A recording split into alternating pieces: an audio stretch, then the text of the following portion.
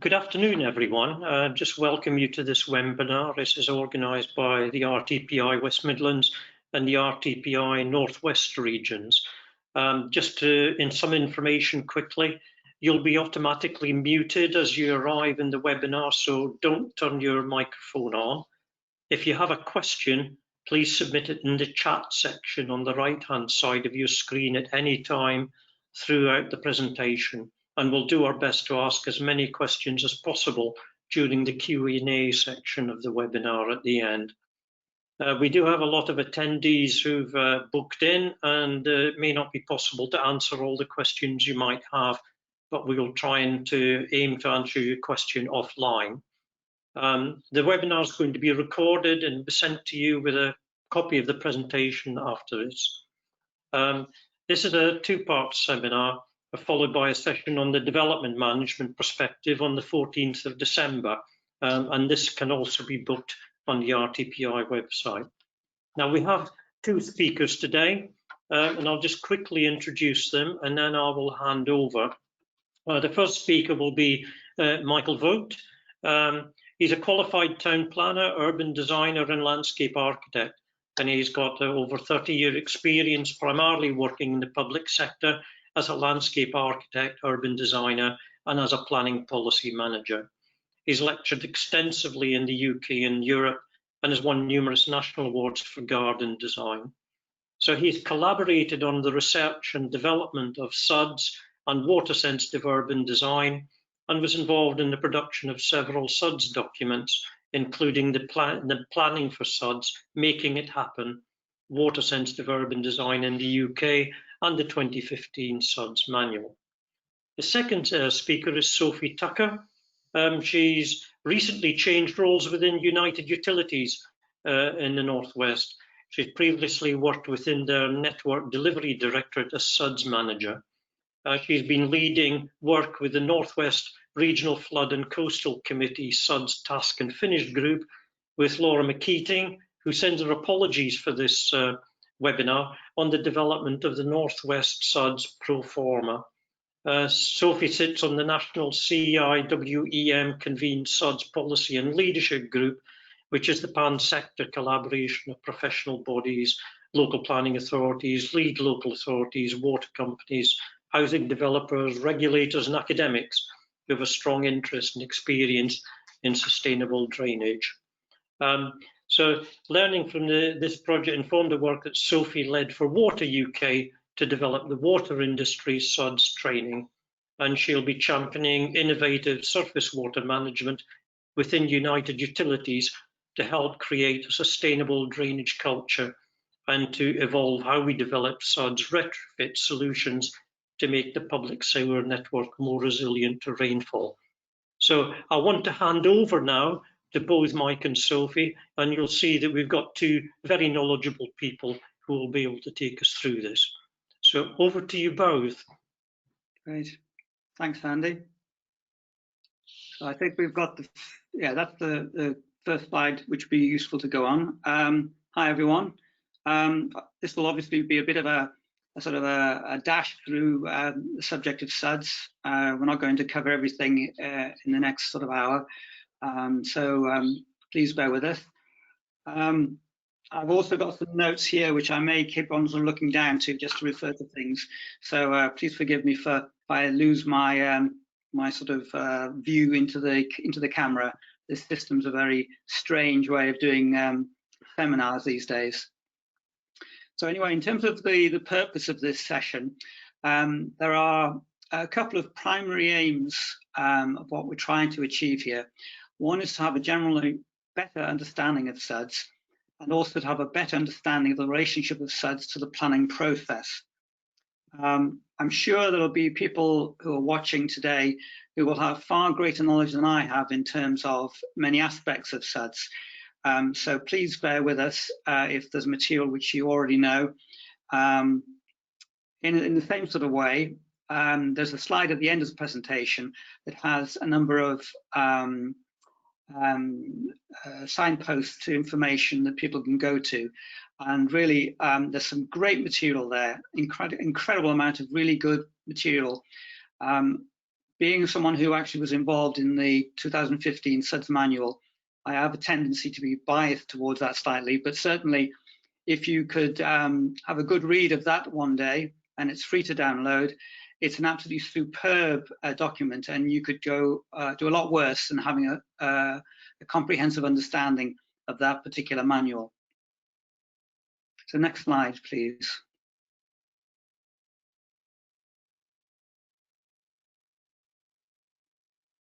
So you can see what's on the slide there in terms of sort of paraphrasing this.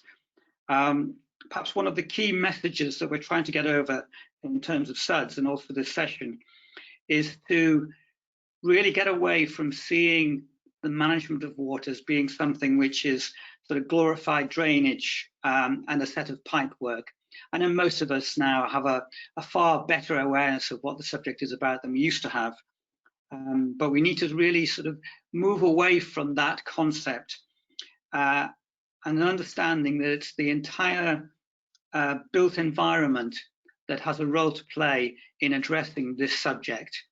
And not only sort of the built and urban environment, but also the strategic rural environment and how that has a role to play in terms of how we manage water. Next slide, please. As I said just a moment ago, because I was involved in the 2015 SuDS manual, I have a certain sort of bias towards it.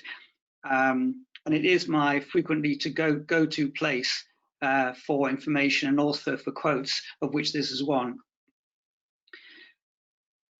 One of the important things, excuse me, one of the most important things we've tried to do in the manual, and one of the most important things we need to do approaching this subject, is to have the right mindset about SuDS. And that's why the beginning of the SuDS manual talks about the philosophy of sustainable drainage. And then we need to have the right mindset and the right conceptual mindset behind the subject. And it means we are approaching SuDS as an approach and definitely not something as a suite of features which can address water in a sustainable way. To some degree, if we look back on the historical relationship to water, our attitude to how we deal with water has changed over the centuries. There was a time, say particularly in the Victorian era, where we were particularly interested in drainage in the more traditional sense of the word.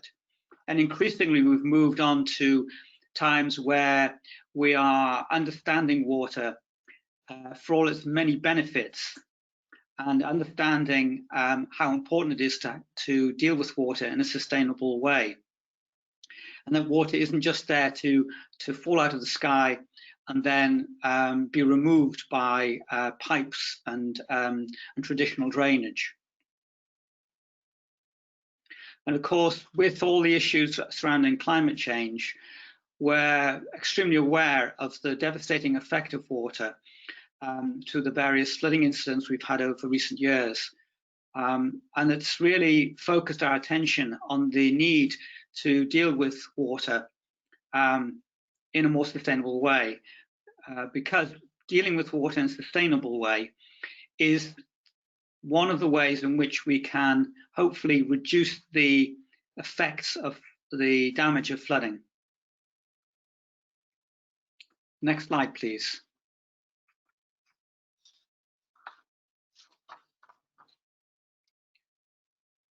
When I first started getting involved in SuDS as a planner, I had to get into the mindset of drainage engineers. And that's when I first encountered the term SuDS management train. This was sort of something which was unfamiliar to me. And perhaps it's unfamiliar to many planners. I don't know. It may well be more familiar to you than it was to me. What you're looking at on this slide is a very simple description of the SuDS management train.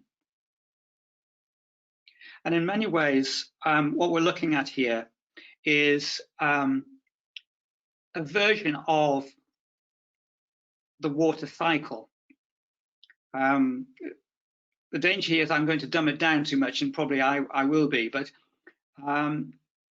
we know that water falls out of the sky. It comes down and it hits surfaces, buildings, ground, vegetation.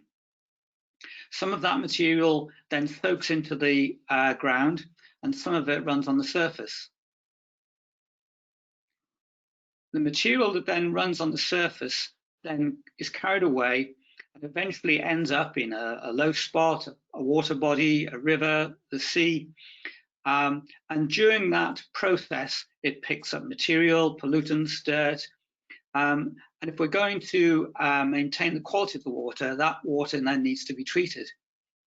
What I've just done there is an extremely crude description of what you're looking at on that slide in terms of the way in which water affects and is integrated in the physical world.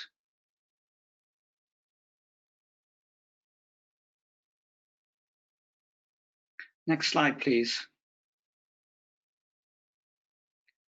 So what does sustainable drainage systems do? In many ways, if I was to summarize what you're looking at here, is approaching water in a positive way and not seeing it as something which is a problematic thing. The first of those bullet points about using water runoff as a resource. Again, talking about the mindset of water and SuDS. One of the key things is, well, two key things really. One is actually that water is a very visual thing and make us aware that it is there. But to see water runoff not just as something which is a problem to be removed from the built environment, but to see it as something in a positive way, see it as a resource, see it as something which actually we can use, we can harness for the betterment of the built environment. We know in terms of development, for instance, that increasingly over the last 50 years, the ability to harness views along canal sides or river sides, the proximity of water is a beneficial feature of development, which is now being used for the quality that it brings to development. So we're increasingly seeing water as a beneficial thing, something to be harnessed, not something as a problematic thing, which it wasn't that many years ago where where developments saw water as being something you turned your back on. And we can only go around the country easily and see developments in say from the mid 20th century that really didn't exploit and didn't realize they had this incredible resource on their doorstep. Another part of the SuDS principles is about one of the best times you can actually deal with water is to deal with it when it first arrives on the scene. The more we can actually deal with water at the point at which it hits us and comes out of the sky and comes to us is possibly one of the most useful ways we can actually deal with it before it starts to go off and potentially do damage. So actually managing rainwater at source in a variety of different SuDS ways is one of the primary ways by which we can actually handle water in a sustainable way. Once we're dealing with actually water which is running on the surface, again, there are numerous ways we can actually employ to actually make sure that that water is being channeled in ways which actually is not going to be harmful. It's not going to end up in my front room, and it's actually going to be in a place which is controllable and is used in a beneficial way and certainly not in a harmful way. There are, in fact, as an example, streets in Hamburg in Germany which are deliberately flooded from time to time with floodwater. The development has been done deliberately to be able to handle that problem. So occasionally, from time to time, certain streets look like canals. They're full of water. That's not a problem because it's been designed in as part of the development. So that's something to be expected. It's not going to harm the properties. It actually is something which can be people were living with, and it's fine. It just happens from time to time, and that's the nature of the development, and it's been designed in. The fourth point is about a point which I think many people are aware of, the extent to which so much of our surfaces have been made impermeable. And it doesn't take a genius to understand that the more we increase that the surface which is impermeable, the water has to find some other place to go. The nature of water is you don't get rid of it. You can displace it and it goes somewhere else, but it doesn't just disappear. But the more permeable materials we have in terms of surfaces that can receive water will help to reduce the amount of water runoff and also help to replenish groundwater, which is equally important. Using green infrastructure and vegetation, which we'll come on to in a short while, has a clear role in terms of improving the ability for evapotranspiration. I think the sixth bullet point is, to some extent, part of the philosophy of SuDS about mimicking natural systems. We're employing a process which is actually closer to the natural process, and the closer we move to that, the more likely that process is going to be beneficial and won't be harmful. Next slide, please. So there's just one of many pictures which we can use to illustrate some of those issues. There are in the material that you can see at the end of the presentation, particularly water-sensitive urban design, there are some excellent illustrations in that work, which very simply illustrate all the different aspects of sustainable water management. Next slide, please. Thank you, Mike, for that great introduction. Yeah, no, that was a brilliant introduction to SuDS and setting the context, so thank you very much for that, Mike. So yeah, when we think of the, I'm going to talk to you now about the benefits of SuDS.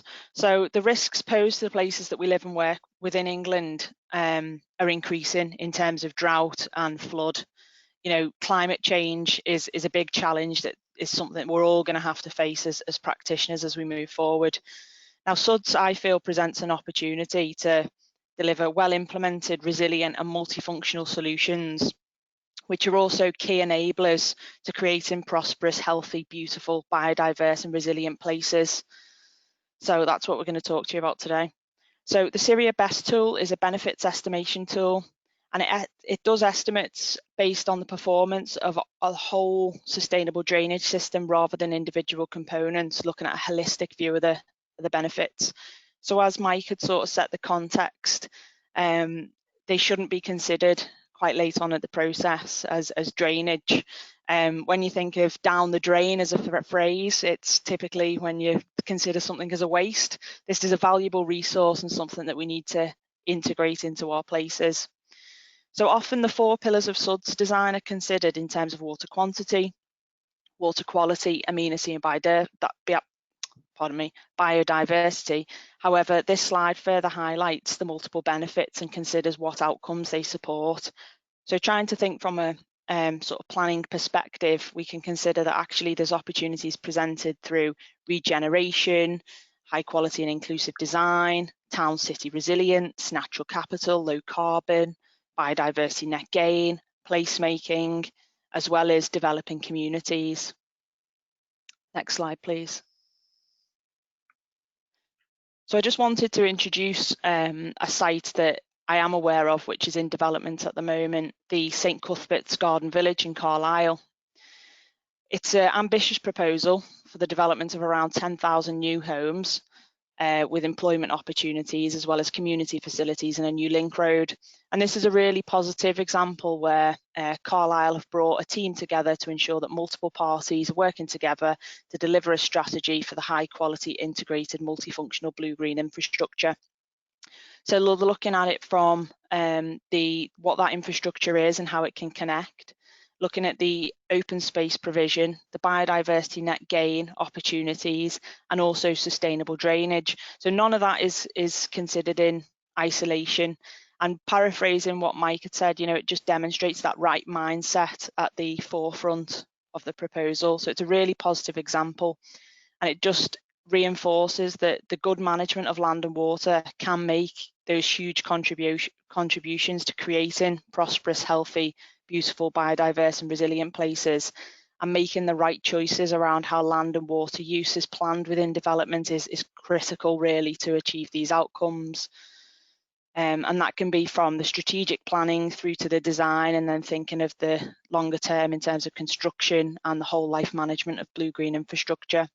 So in this particular example, it is challenging. There's over 100 landowners to coordinate. However, they are looking to prepare that site-wide drainage strategy informed by the site valuation and policies, and put in place the necessary delivery vehicles, etc., to achieve what is developed within the master plan of the site. Next slide, please. So in terms of getting help and advice in drafting policy, Mike's already mentioned the SuDS SuDS manual, but there's also some other great information that's freely available online. So if you think of sustrain.com, so that is a really good repository of information, if you like, that's freely accessible. There's a number of case studies, and they're all fact checked as well, and before they're published online, so it's a good trusted source of information. Drainage engineering teams that you work with, as well as other flood risk management authorities, perhaps through the regional flood and coastal committees as well. I know in the Northwest we're doing a lot with our partners, so I'm sure if when you're drafting policy, do ask for that support from your colleagues, and I'm sure they would be there to help. And then in terms of producing and adopting supplementary planning documents, there are some good examples that are already out there, including the Essex supplementary planning document and the Cambridgeshire Flood and Water supplementary planning document as well. Next slide, please. So in terms of SuDS and blue-green infrastructure, so just reinforcing what we've been talking about so far, there is the natural and strong relationship between SuDS and green infrastructure. And SuDS is about working with the natural landscape. It's about considering the topography, where those natural flow paths are, where water naturally pools, and trying to mimic that within the solution that's delivered. The green infrastructure is central to the delivery and performance of SuDS, reflecting back on the management train that Mike introduced earlier in this presentation. And SuDS is really a key function of that blue-green infrastructure, so they can't be considered separately. How you manage that water across a site really needs to be considered at an early opportunity within the spatial design. Next slide, please. Okay, thanks, Sophie. I think this is where this is a part of the double act here.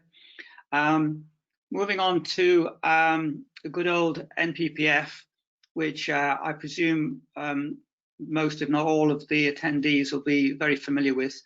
And obviously, we've now got the more updated version of the NPPF. And we know that the original NPPF had some fairly significant things to say about SuDS. I think there was a lot of dispute or conversations when the NPPF arrived, the first NPPF, and when all of the previous guidance documents were binned and they were all sort of brought together under the NPPF. The nature of the NPPF, which is obviously material consideration, is our go-to place. If you're a planner, you can't avoid but to go to the NPPF as your primary sort of starting point, as it were. I'd say that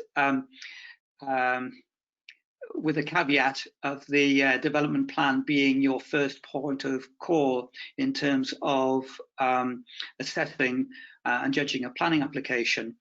But that aside, the NPPF, as we know, remains the sort of key go-to document to as our sort of starting point as to what the government says about what we should or shouldn't be doing.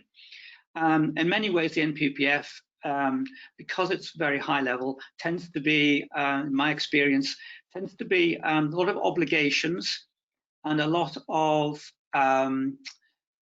aims in the nature of the language which is used, which is why we need local plans, neighbourhood plans and SPDs to be able to dig down into specific local area issues, so we can interpret the high-level broad requests of the NPPF and then turn those into more meaningful and specific direction regarding local development.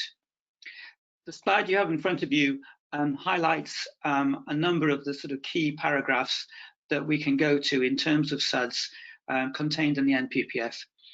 And as you can see, some of those, as I was just saying, they don't necessarily give you the detail in this instance, but it highlights the fact that SuDS has a very significant role in addressing key issues, and climate change particularly is one which is used in the section in the NPPF in relationship to sustainable water management. And you'll see that they explicitly advises us between paragraphs 155 to 165 that it recognises SuDS is a key way in which we can address some of these issues. We can address it in terms of climate change issues, in terms of handling water in a more sensitive way, but also in attempting to address the increased problems of flooding. I mean, in one sense, well, in more than one sense, this comes to the point I made a little bit earlier about we're not just dealing here with the planning and design of the built environment, but as we know, some of these significant flooding issues are issues which can't be just dealt with by the deployment of individual SuDS features. They have to be addressed in terms of a strategic approach to water management.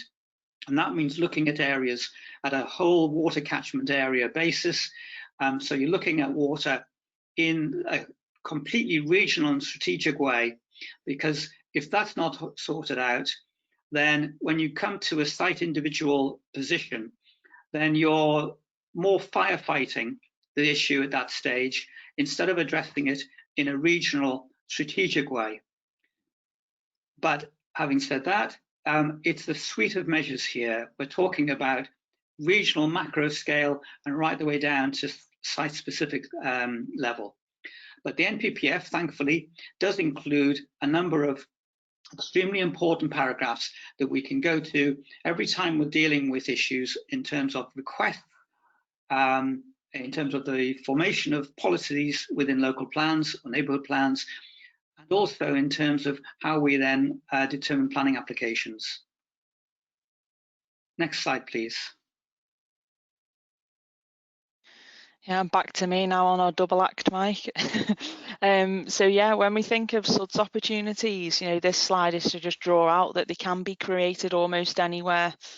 If you look on the left-hand side, you know, it shows a case study there for a pocket park in London. I've included a hyperlink in the slide for this. And it shows how we can really repurpose existing urban spaces. So, you know, we don't always have the greenfield opportunities where we consider, you know, where we could site those SuDS within that, but there's opportunity as well within those existing urban areas to retrofit SuDS, and good SuDS as well. Shouldn't necessarily be obvious that they have a drainage function. It just looks like a nice piece of, you know, greenery where people might be able to sit and enjoy. And when you think of the challenges that we face at the moment in terms of COVID and living with COVID, you know, certainly from where I'm from, it's fair to say that we've been somewhat disproportionately affected in the Northwest. And actually, there's certain deprived areas that, you know, I can draw synergies to when I see these images that would really benefit from those opportunities to provide little pockets of blue-green infrastructure. You can also have parks. So I've included a case study from West Gorton, Manchester, Carbon Sponge Park.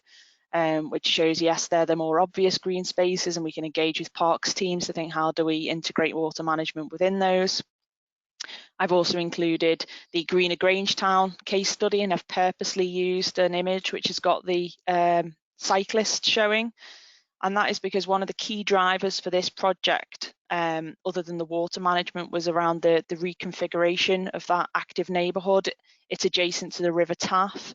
So it was one of the key cycling routes within Wales, and unfortunately they had a lot of sort of road traffic accidents with cyclists. That was a key driver for the project, and within that there was opportunity as well to avoid pumping surface water within the combined sewer system. And as part of that sort of relook at the whole neighbourhood scale, they employed sustainable drainage techniques and were able to do a significant retrofit there. It's a really great case study. I think it won an award on SuStrain this year.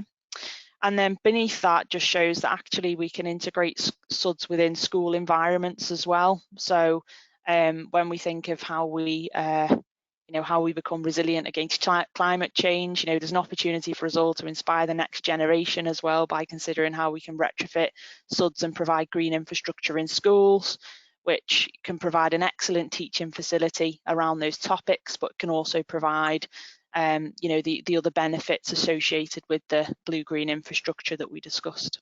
Next slide, please. So this is another case study to just show some of the placemaking ideas. So up in the top corner is the images prior to the green up, where it's fair to say, there is a bit of nice green space, but actually the wider area, it does look slightly more grey. It was fenced off as well, so almost acting like a physical barrier there. And the surface water runoff discharged to the sewer at an unrestricted rate. However, they looked at how they could employ sustainable drainage techniques within this community. And you can see in the images there were a number of solutions involved. So they've retrofitted the green roofs to the existing garages. They've put a swale adjacent to a block of flats. And they've also introduced some swales and detention basins as shown. Now, when you look at the one behind the rock area, it's more of a sort of rain garden type bioretention facility. A lot of people wouldn't know that that's actually there for drainage, and that will bring a lot of real biodiversity benefits to the area. And similarly, linking the fact with sustainable irrigation to those areas, they've got the swale and then the food growing area as well. So it just really draws out some of the real community benefits that can be achieved through integrating SuDS within our spaces. Next slide, please. So I'm just sharing this as I suppose as a contrast to what I shared earlier with Carlisle Garden Village, which was a massive greenfield site in the northwest. This is a smaller site within Greater Manchester where we've highlighted perhaps there's a real positive opportunity that can be employed here through SuDS. So it's a change of use application. So it was a conversion of 2 old mills into apartments to provide around 300 units. It was located within what's regarded as a high-risk drainage area by the local authority. There was existing connectivity to the combined sewer, so there was an opportunity to deliver high-quality blue-green infrastructure and consider drainage as something more than just betterment of a rate of discharge.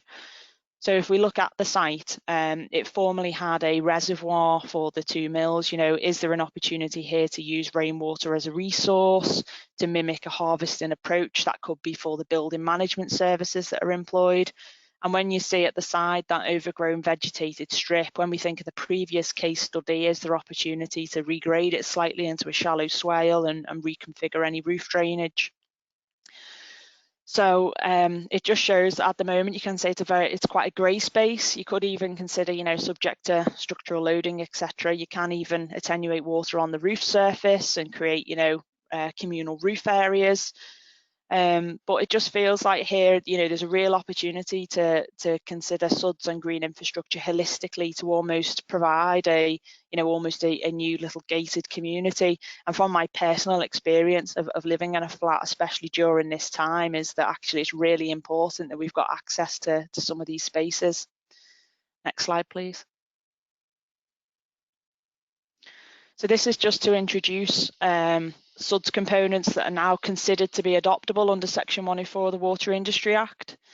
This is set out within the sewerage sector's design and construction guidance, and below are some images taken from the Serious SuDS manual.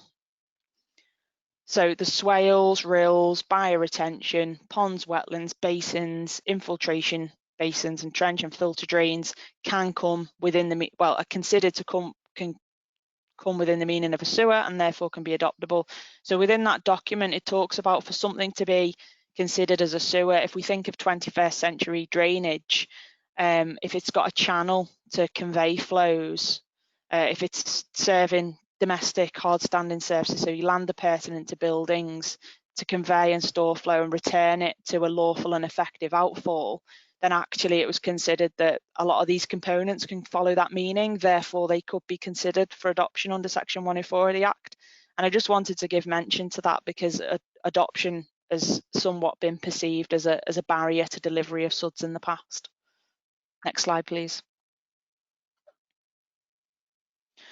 So this slide, I suppose, is a little bit tongue-in-cheek in terms of the use of expectation versus reality. But the photos on the right-hand side is to show what can be delivered when SuDS is only considered as providing a drainage function. It's fair to say, you know, it can feels like a bit of a missed opportunity. It probably will provide the necessary attenuation linking to the water quantity, but perhaps not much more. You know, it's located within the corner of a site between, you know, adjacent housing and adjacent pump station compound. Because of its, you know, single slope around it, it's likely to be fenced off.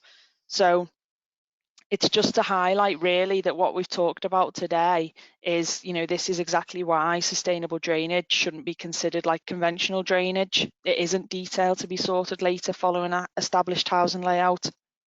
Instead, it needs to link to that spatial design and be considered at the earliest opportunity to access those multifunctional benefits.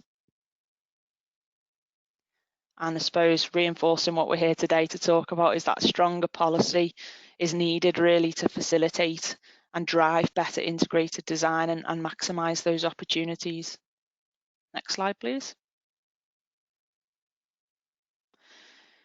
So this was another SuDS pond designed to the Serious SuDS manual, which is what's referenced within the sewerage sector guidance that has been drafted. As an industry, we didn't want to create you know, any other standards when there's already best practice out there that Mike's introduced us to earlier. So I just wanted to share this to, I suppose, give the water company and adopters view of how we might look at this. So again, in this case, this is an example which is end of pipe attenuation. However, it is a little bit better than the last example that we've saw. So in terms of maintenance, there's a sediment forebay at the start with the engineered base, which means we can desilt it as required, perhaps biannually. It's accessible, there's vehicle parking. So when we think of the equipment that we use to maintain this over its asset life, you know, we could do that. It's a water company, in this case, is adopting the site. It's actually in, it's just over the border in Wrexham. So it's actually a Welsh water site that they've adopted. And it means that as a water company adopting, we are a risk management authority under the Flood and Water Management Act. So they'll be responsible to make sure it can effectively drain.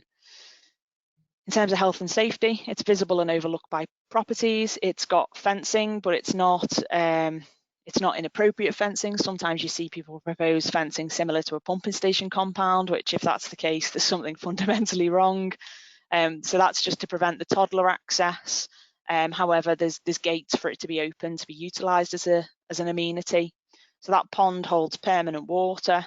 However, it's got an attenuation range in the storm events for it to attenuate to its required capacity. And the depth of water is been considered within its design following the SIRIA best practice recommendations. And as you can see, the slope compliant with the minimum design standards. So the reason I highlight some of those key points is because we get we're facing a challenge at the moment that certain things are offered for adoption that perhaps don't meet some of these basic parameters, and then that affects our ability to adopt them. But what's great about this is the outfall design actually provides connectivity to an existing nature reserves with step down. So this was a requirement for planning for the biodiversity, as well as making the amenity accessible to homeowners. Next slide, please. Great, thanks, Thank Sophie. you. All right, next part of the double act. Number of things actually just make me prompt moving into this slide that Sophie's just mentioned. One thing that Sophie sort of mentioned as part of her description was almost the invisible SuDS features. That SuDS features, if you can point to a SuDS feature, there's a case to be had that you say, well, actually, that's not really quite working. If the SuDS working really well, then the features almost become normalized and invisible. They just become part of the design and are not a thing in itself. And think about that in terms of when you're looking at designs in terms of applications. In one sense, and I'm overstating this, if the feature is so blatant, there's a question mark hanging over whether or not that has been properly integrated with the rest of the design. We really should be talking about normalizing this stuff so that it becomes just part and parcel of the nature of the development and not something which is a sequence of features which are separate from the complete design of the development. And also just to reinforce some of the points that Sophie's just made, in terms of the people involved in the development process, we know that there is a whole raft of professions who are involved in that process. And there are a few particular ones who I would suggest are very important to making sure that these things are integrated and executed and designed and planned in the most effective way. Make sure that when we're talking about these things, we're involving urban designers, we're involving the landscape architects, we're involving the highway engineers, we're obviously involving the drainage engineers, crucially, obviously, but also the parks departments who often have to then work closely with these features in terms of slope profiles, cutting the grass, even practical things like this that need to be sorted out. So there's a collaboration with some very significant parties. And last but not least of all, the ecologist. We need to make sure that these things are being done so that they are rewarding and beneficial both as a functional engineering issue, but also as something which actually can bring biodiversity benefits as well. So moving on to the slide you're looking at, in terms of the sequence. Now there's a diagram on the left-hand side as you're looking at the slide, and it's probably far too small and it would take a long time to go through it, but you can, that is from the Syria manual, and you can actually have a look at that, and it goes through that sequence. And so that diagram on the left-hand side gives you a fairly good overview of the interaction between the delivery of SuDS and the points at which that delivery interacts with the different stages of the planning process. We'll certainly be using that same diagram when we start to go to the next session in terms of DM, in terms of how the SuDS interacts with that planning process and how it moves through the process. The right-hand side really is just an overview of some of the key levels at which it needs to integrate. It obviously integrates at the NPPF level because it has to have those obligations written in there, so we know we've got something we can then move from and the basis upon which we can actually ask things. It is crucial in this day and age where perhaps some of our regional planning, and Sandy is well aware of these issues, that some of the regional aspects of planning has somewhat disappeared over the years, but dealing with water is something which you can't just do on site. It has to be addressed at a regional strategic level. The next level down would be the local development plans, and in terms of local plans and neighbourhood plans, there's opportunity there to make sure that we get the right kind of policy written into there. And one of the things that we need to be looking at is best practice in terms of looking at good policies which you can go to and not crudely cut and paste, but to go there and say, right, there's a really good policy. I'd certainly encourage you to go to Cambridge. There's some extremely good work there. The ethics, SPD, extremely good. There's some extremely good best practice out there, which we can go to as the basis of writing good local plan policy. Having said that, I would stress the importance that planning officers really need to have some kind of understanding of the general makeup of their landscape, the hydrological dynamics of what's going on their patch, the basic landform, the topography, the slopes, the where water goes, water floodplains, water courses, so that you may not have the in-depth level of hydrological knowledge that the drainage engineers will have, but you've got some clue as to the nature of the landscape that you're working with, so that when you're writing policy, you can take good practice policy and you can adjust it and make it tailored to your particular situation. That includes things like the permeability of the underlying geography of your area. So you know whether it's a very impermeable area, whether it is a previous mined area with contamination. All these kind of things are really important so that the local policy is tailored to meet your particular circumstances. And that's why these policies are important, that you take the high level obligations of the NPPF and then turn them into meaningful applied policies at a local level. When it comes to planning applications and planning and development of individual sites, there are a number of things which we can employ and people do employ in terms of setting out developments. SuDS needs to be part and parcel of that at an early opportunity. Fundamental cost-saving solutions to SuDS can be employed if they're integrated at the very beginning of the process. If what you've done and left these things to the very end, not only are you restricting the level and the ability for these features to actually be integrated, but you're introducing features that have to be paid for, costly details which are difficult to then integrate if some of the fundamentals have not been sorted out at a master planning level. For instance, one of the sites in Cambridge set out the overall topographical shape of the development site. That enabled the adjustment of water runoff so that already at the very beginnings of the development, the foundations of a good sustainable drainage approach could be done, instead of doing the development and then waiting for the features to come along later on in the day. I can't stress enough how important it is to have these things integrated at the very beginning of master planning process. Because if it's not done then, you will lose so many opportunities to sort out the big picture in a more cost-effective and functional way. You'll be able to integrate it with the green infrastructure design of development so that you address the SuDS and the blue infrastructure as an integrated part and parcel of the green infrastructure, so that you're getting two functions out of the same resource. So you're not seeing greenery as one element and you're seeing water as another element. Those two are mutually bedfellows and they will happily work together.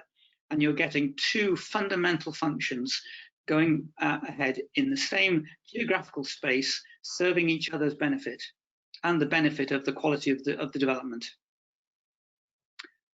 Next slide, please. As we've mentioned a few times here, there's material out there which explains things far more eloquently than I will ever be able to do. Sus drainers, as Sophie's mentioned, is an absolute golden source of absolutely wonderful material. The SuDS manual, which I've mentioned several times, is so useful that takes you through from the very philosophy of the concept and the approach through to quite extensive, well, very extensive detailing. So you've got a full story in that manual from the highest level right the way through to the smallest detail, and it's absolutely superb. If you could read that, and it's a free download, you would be well served to have knowledge about SuDS. There are great pieces of case studies around the UK and elsewhere.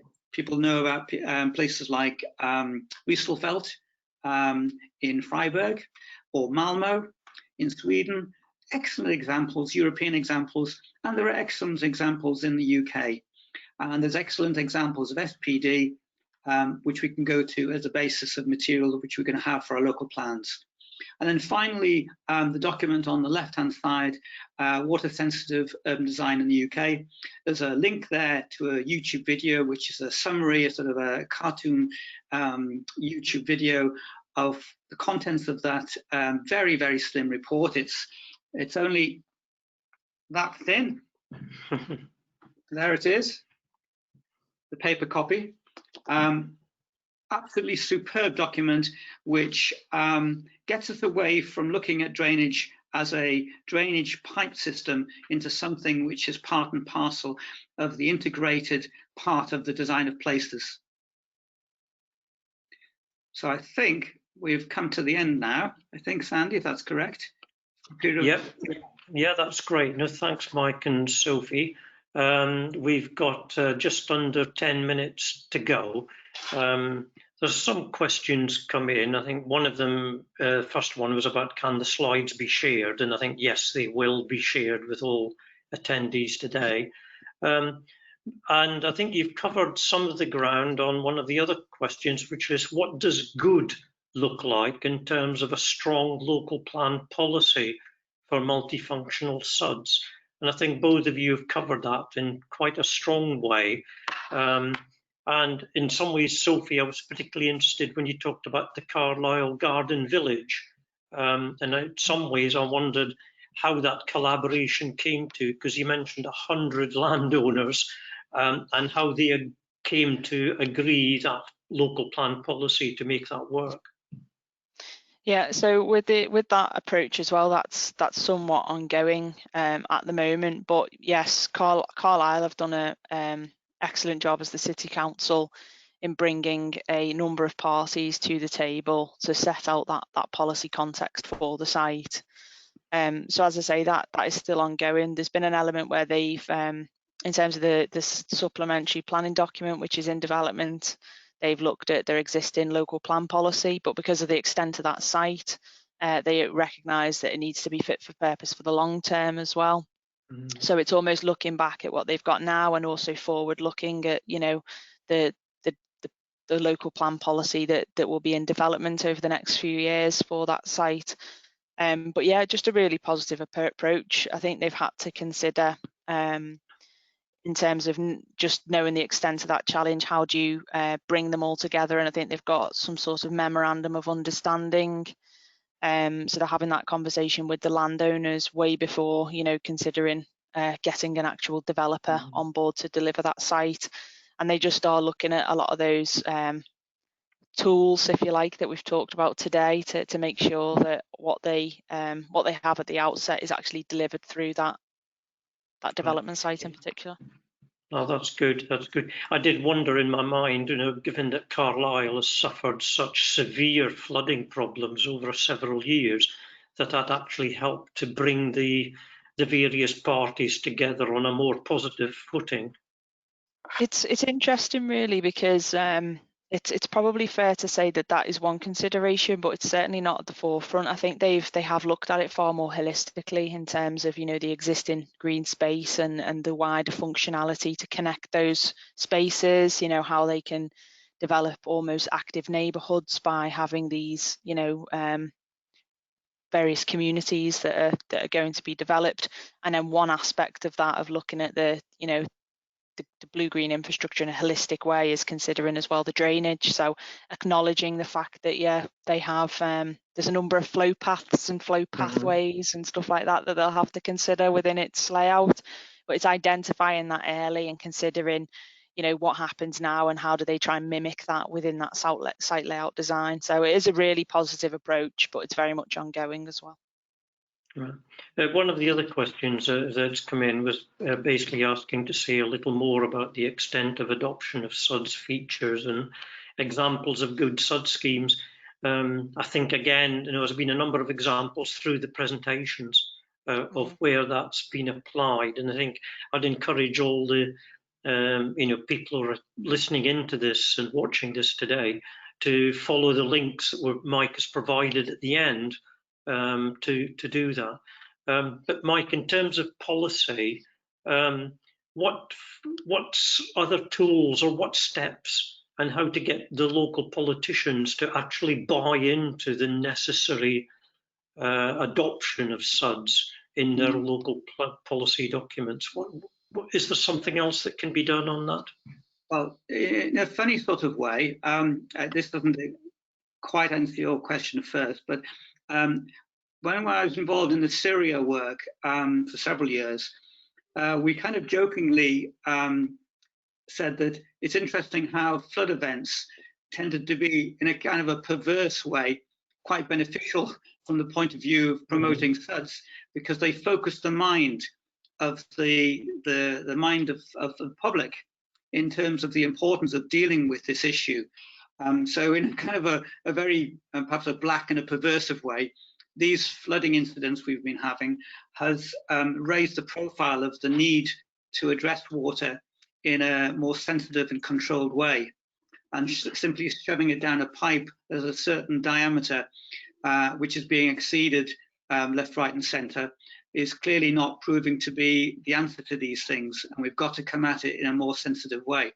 So in terms of the general environment and increasing awareness of climate change is perhaps putting these issues more on the forefront of our leaders and members' minds, that we need to deal with it in a more sustainable way. Again, I don't know whether this actually answers the question, but in terms of, we have got some extremely good obligations and requirements at a high level through the NPPF. The difficulty that I feel I've encountered, and the difficulty I've had myself, is making sure that we transform that general stuff into meaningful, applied, deliverable SuDS at a local level. And so when we're writing local planning policy, think about it not just in terms of nice to have. It needs to be something which is meaningful and actually is deliverable. And that's why we need to make sure that when the policy is written, there's a background evidence-based material from other colleagues, particularly drainage engineers, who will be able to inform us about the acts, the regulations, the extent to which this material and SuDS can be adopted. Certainly in the early days of some of the SuDS policies, the adoption issue was a big issue. And we did have problems in terms of perhaps naively saying lots of nice things about, oh, let's treat water in a sustainable way.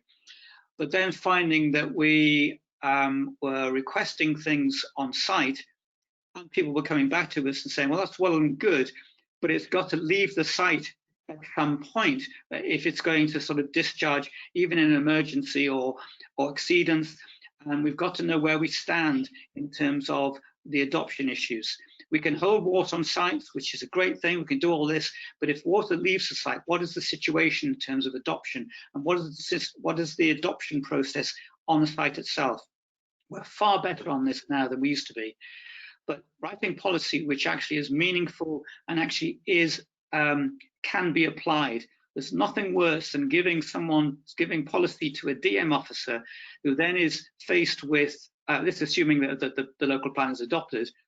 No point in having a policy in a local plan which is wielded by a DM officer in a conversation with a developer, only to find that they're on the back foot because they're talking about nice things in the policy, which actually isn't really easily adoptable or deliverable in real terms. So the policy has to be meaningful. Yeah, no, I take your point on that. And I think one of the comments, and I think we're going to have to end in a couple of minutes in terms of timing, but I think one of the issues was about how do we make this transparent, that there are benefits arising from the adoption of SuDS. And I think, Sophie, that was certainly something that you were stressing, that you can do different measures, but it's how to ensure that this is transparent and seen as beneficial and positive to local communities. Yeah, and I think it's So absolutely to local communities, but in terms of trying to deliver high quality SuDS as well, I think there's an element of, it's trying to get that the norm than the exception, as Mike said, to have, manage water at source and to manage it on the surface and move away from dealing with it below ground within piped infrastructure. That's the challenge. But I guess we don't have Schedule 3, we don't have SuDS approval bodies. We do have water companies stepping up a little bit and being able to adopt under the Act as sewers. But there's probably some more to be done there. But the biggest challenge for us, I'd say at the moment, is if we have someone trying to retrofit SuDS into a established housing layout, that's when you're not getting these benefits. You end up with the the situation on the slide where I said expectation versus reality. So as much as anything, it's a behavioural change management piece, and we've all got to try and learn a bit more about SuDS to understand what can we do earlier to drive the right outcome. Right. I need to finish discussion and thank Mike and Sophie for 2 very informative discussions and a good team effort there. So thank you both. No problem. Just a closing comment. So I'd just like to, thank everyone for attending. We've had a good attendance today. And do tell us what you think about the session on Twitter at RTPI West Mids and RTPI Northwest. And there'll also be a survey that will appear once this webinar finishes. So do please complete that. And also make sure you subscribe to our YouTube channel. youtube.com/the-RTPI, so you're notified of all the RTPI's videos as soon as they're released, because as you know, this session has been recorded and it'll be going up soon. And you can also leave a comment on that as well. We'd like to hear your thoughts. And also, if you like it, give the video a thumbs up. Everyone likes that. And also, for any other RTPI events, do visit the website www.rtpi.org.uk/events.